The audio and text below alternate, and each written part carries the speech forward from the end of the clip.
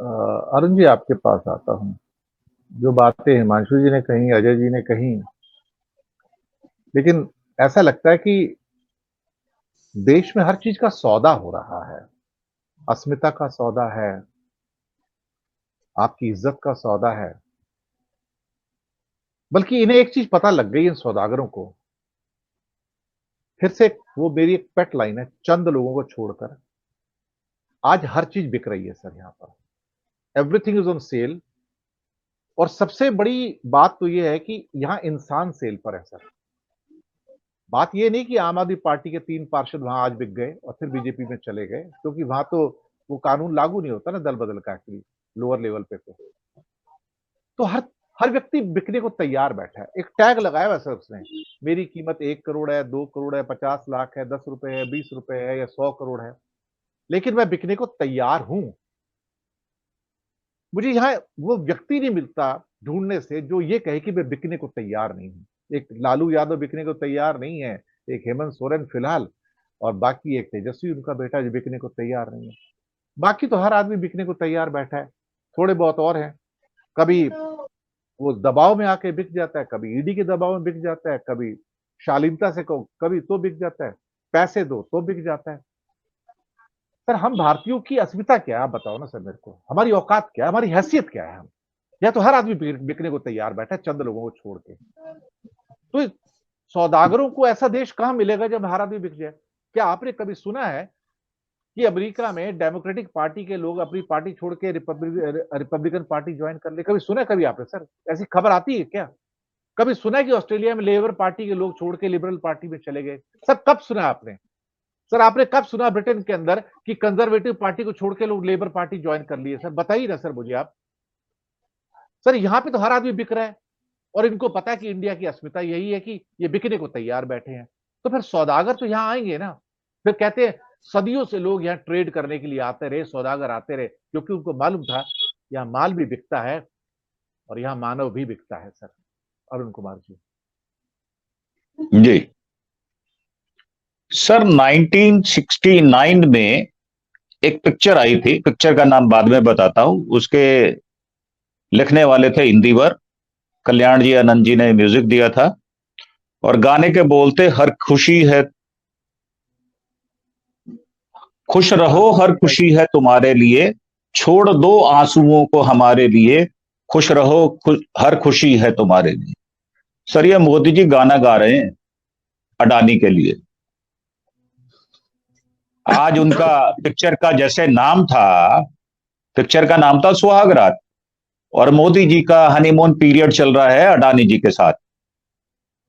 तो जब समय ऐसा आ जाए, एक व्यक्ति हनीमून पीरियड में हो और उसके जो हथकंडे हों या उसके वेपन्स हों, वो कहते हैं राज चलेगा किससे?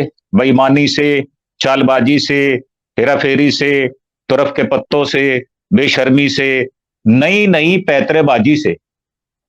और एक लास्ट में और जुड़ गया कि कॉन्ट्रैक्ट से चलेगा। देश भी कॉन्ट्रैक्ट से ही चल रहा है। गुजरात में बैठे हैं हिमांशु भाई, बताएंगे कितने पुलिस वाले कॉन्ट्रैक्ट पे हैं, और अच्छे अच्छे ऑफिसर्स कॉन्ट्रैक्ट पे हैं गुजरात में। तो ये जो अनुबंध है, और मैं आपको एक ट्वीट पढ़ देता हूं आज, विचित्र किंतु सत्य। लोकसभा में बीजेपी के 303 सांसद हैं।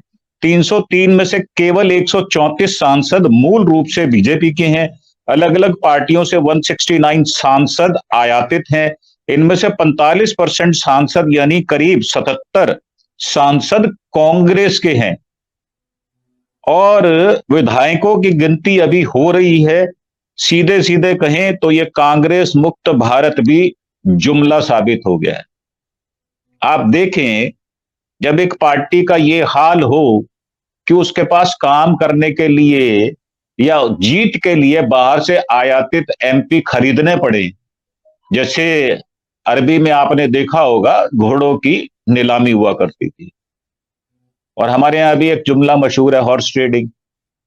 तो जब हॉर्स ट्रेडिंग हो ही रही है, तो फिर क्यों ना ऐसे आदमी खरीदे जाएं जो बाजार में बिकाऊ भी हो, जिनका चेहरा भी सुंदर हो, जो बेईमानी भी जानते हो, ऐसे लोग क्यों ना खरीदे जाएं।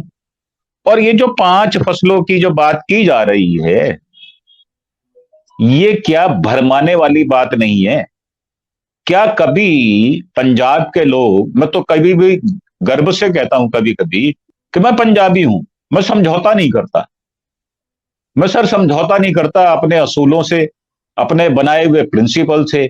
ऐसे पंजाबी नहीं करता। जाट और सिख, ये दो कौम जो हैं, आप देखें एमपी में भी मिलेगी, राजस्थान में भी मिलेगी, पंजाब में भी है, हरियाणा में भी है, हिमाचल में भी है। ये समझौतेवादी नहीं होते। ये बहलाए तो जा सकते हैं पुचकार कर, पर अगर आप उनके रास्ते में कीले गाड़ेंगे तो वो तन के खड़े हो जाएंगे। ये तो आपने पंजाब की हिस्ट्री पहले भी बताई है।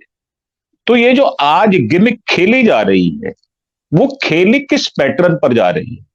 गुजरात पैटर्न जो है वो सुप्रीम कोर्ट ने भी एक्सेप्ट कर लिया है। मैं तो सीधा आक्षेप कर रहा हूं, गुजरात पैटर्न सुप्रीम कोर्ट भी अपना लेता है। वो 10 दिन, 20 दिन, 30 दिन का समय दे देता है, इतने में हम मैनिपुलेशन कर लेते हैं। चाहे वो चंडीगढ़ हो, चाहे वो बीजेपी के फंड का मामला हो, चाहे वो बॉन्ड हो।